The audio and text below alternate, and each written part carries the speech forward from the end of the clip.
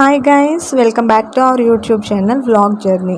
So ఈ వీడియోలో అయితే మనం ఇప్పుడు అరటికాయ ఫ్రై పొడి పొడిగా ఎట్లా రావాలన్నది ఇదైతే నేను ఒక యూట్యూబ్ ఛానల్లో చూసి ట్రై చేశాను. నాకైతే సక్సెస్ఫుల్గా టేస్ట్ అయితే బాగా వచ్చింది. సో మీరు కూడా చూసి ఒకసారి ట్రై చేయండి. దీనికి కావాల్సిన ఫస్ట్ మనమైతే ఆనియన్స్ని చాలా చిన్న పీసెస్గా కట్ చేసుకోవాలి. నాకైతే అసలు అట్లా చిన్న చిన్న ముక్కలుగా కట్ చేయడం అస్సలకే రాదు. ఒక్కొక్క లేయర్గా తీసి కట్ చేస్తాను. ఇంకా అందుకని చెప్పి నేను ఆనియన్ కట్టర్ ఉంటుంది కదా, సో ఆ ఆనియన్ కట్టర్లో వేసుకొని కట్ చేశాను అనమాట. చిన్న చిన్న పీసెస్గా కట్ చేసుకున్నాను ఆనియన్ కట్టర్లో. ఫ్రెండ్స్, మీరు చెప్పండి, ఇదే కర్రీ ఇదే స్టైల్ నేను ఒక 3-4 మంత్స్ బ్యాక్ ట్రై చేశాను అనమాట. సో అప్పుడు ఏంటంటే టేస్ట్ సూపర్గా వచ్చింది. ఇప్పుడు ఎట్లా వస్తుందో మొత్తం అయ్యేంత వరకు నాకు తెలీదు. సో అప్పుడైతే సూపర్గా వచ్చింది కర్రీ. ఆ రోజు మా డాడీ చెప్పారు టేస్ట్ బాగుంది అని అన్నారు. సో అప్పటి నుంచి ఏ రోజు ఇంట్లో అరటికాయలు తెచ్చినా మార్కెట్ నుంచి నేనే అరటికాయ ఫ్రై చంపేస్తున్నాను మా ఇంట్లో వాళ్ళని.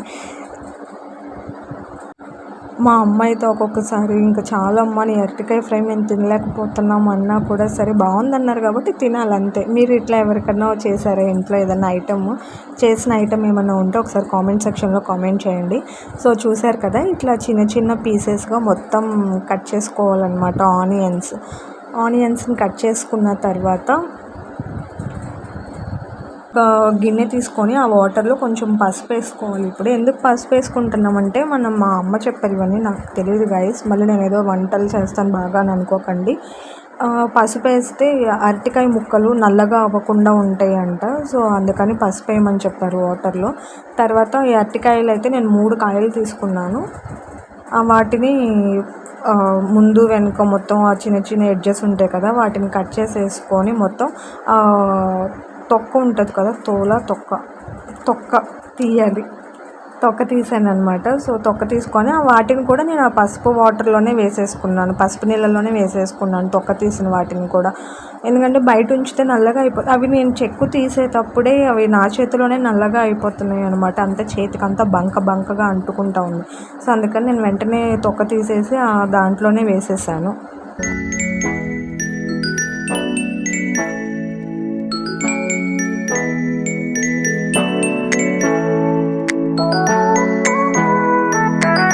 సో 3 కాయలు నేను ఇట్లా చెక్కు తీసేసుకున్న తర్వాత వాటిని చిన్న చిన్న పీసెస్గా, ఇక్కడ ఏంటంటే మనం అన్నీ ఈవెన్గా పీసెస్ కట్ చేసుకోవాలి, లేకపోతే ఒకటి ఉడకనట్టుగా ఉంటుంది. సో అన్నీ ఈవెన్గా కట్ చేసుకున్నాను అనమాట. కట్ చేసిన పీసెస్ని కూడా ఈ పసుపు వాటర్లోనే వేసేసుకున్నాను. నెక్స్ట్ ఏంటంటే నేను ఫస్ట్ అరటికాయ ట్రై చేసినప్పుడు అరటికాయని ఉడకపెట్టి చేశాను అనమాట. సో అది అరటికాయ కూర అనే కన్నా అరటికాయ పేస్ట్ లాగా వచ్చింది.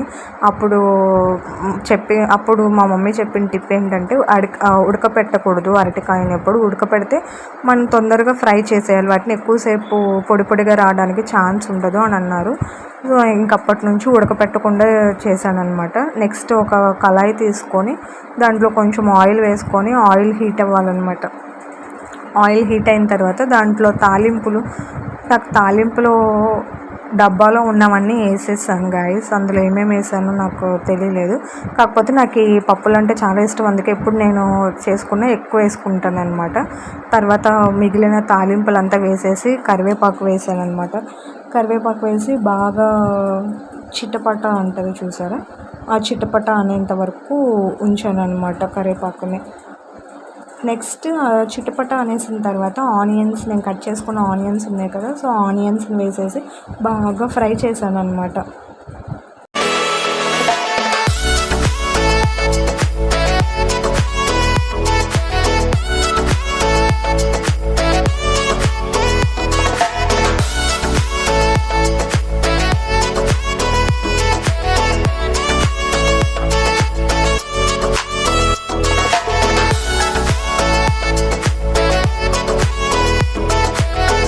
సో ఉల్లిపాయలు కొంచెం ఫ్రై అయిన తర్వాత దాంట్లోకి మనం కట్ చేసి పెట్టుకున్న అరటికాయ ముక్కలను అయితే వేసేసుకోవాలి గైస్. ఇవి వేసుకున్న తర్వాత వీటిని కొంచెం ఆ ఉల్లిపాయ ఉంది చూసారా, ఉల్లిపాయ ముక్కలు అవన్నీ కొంచెం మిక్స్ అయ్యేలాగా కొంచెం బాగా కలుపుకోవాలన్నమాట. సో వాటిని అంతా కలుపుకున్న తర్వాత మీకు టేస్ట్ ఇంట్రెస్ట్ కాదు, కుకింగ్లో ఇంట్రెస్ట్ ఎందుకు ఉంటుంది తినే వాటిలో. మీకు ఇష్టం ఉంటే కొంచెం అల్లం పేస్ట్ వేసుకోండి, లేకపోతే లేదు. నేనైతే అల్లం పేస్ట్ వేసాను. కొంచెం ఈ ముక్కలు ఫ్రై అయిన తర్వాత అల్లం పేస్ట్ అయితే నేను యాడ్ చేశాను. కొద్దిగా అల్లం పేస్ట్ యాడ్ చేసి మళ్ళీ ఇంకొకసారి తిప్పేసి ఒక 5 to 10 minutes అలా ఉంచిన తర్వాత లాస్ట్లో కొంచెం సాల్ట్ అయితే వేసుకున్నాను. లాస్ట్లో కాదు, సగంలోనే కొంచెం సాల్ట్ వేసుకున్నాను. ఇక్కడ ఏంటంటే సాల్ట్ నేను ఫస్ట్ వేసినప్పుడు చూసి ఎక్కువైపోయేదేమో అని అనుకొని కంగారు పడ్డాను. బట్ మా మమ్మీ లాస్ట్లో వచ్చి టేస్ట్ చేసిన తర్వాత కొంచెం సాల్ట్ తక్కువైందని చెప్పి మళ్ళీ యాడ్ చేశారు. సో అది సాల్ట్ మనం ఎప్పుడైనా వేసుకోవచ్చు కాబట్టి కొంచెం మీకు టేస్ట్కి తగ్గట్టుగా సాల్ట్ అయితే యాడ్ చేసుకున్న తర్వాత ఇంకొంచెం సేపు ఫ్రై అవ్వనివ్వండి, ఫ్రై కాదు మగ్గనివ్వండి. ఒక 4 to 5 minutes మగ్గనివ్వాలన్నమాట.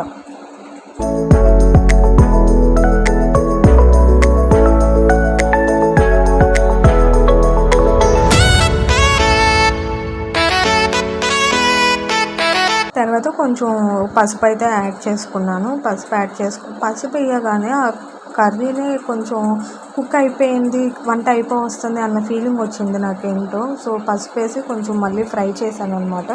ఆ తర్వాత ఒక 5 minutes మూత పెట్టేసి వాటిని చిన్న లో ఫ్లేమ్లో అయితే ఉడకనిచ్చాను. తర్వాత దాంట్లో కారం వేసాను. ఇక్కడ నేను కారం కొంచెం ఎక్కువగానే వేసాను, ఎందుకంటే నేను పచ్చిమిర్చి వేయలేదు. పచ్చిమిర్చి ఇంట్లో అవైలబిలిటీ లేదు. సో కారం కొంచెం ఎక్కువగానే వేసాను అనమాట. మామూలుగానే స్పైసీ ఎక్కువ తింటాను కాబట్టి దానికన్నా నేను కొంచెం ఎక్కువ యాడ్ చేశాను స్పైసీ. సో అంతా ఇక్కడ చేస్తూ ఉన్నప్పుడు నాకు ఏమైందంటే ట్రైపాడ్లో ఛార్జింగ్ అయిపోయింది. అందుకే మీకు ఇక్కడ కలర్ ఇట్లా కనిపిస్తుంది. లాస్ట్లో ఆ కారం వేసి ఒక 5 minutes వదిలేసిన తర్వాత కొత్తిమీర యాడ్ చేసుకున్నాం అనమాట. మీకు కలర్ కొంచెం తేడా కనిపిస్తుంది ట్రైపాడ్ లైటింగ్ లేకపోవడం వల్ల, బట్ టేస్ట్ అయితే మాత్రం అదిరిపోయింది. ఒకసారి మీరు ట్రై చేసి చూడండి దీన్ని.